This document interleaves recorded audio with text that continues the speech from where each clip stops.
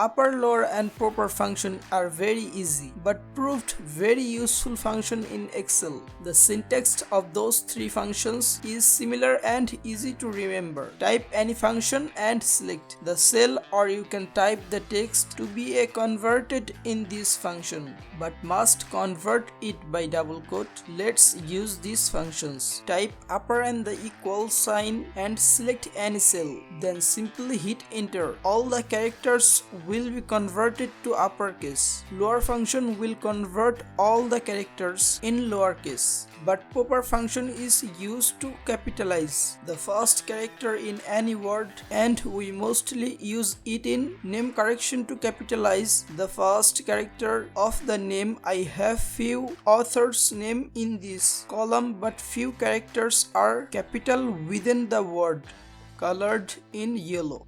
Few characters are in smaller at the beginning. I use proper function and the first character of the name is capitalized.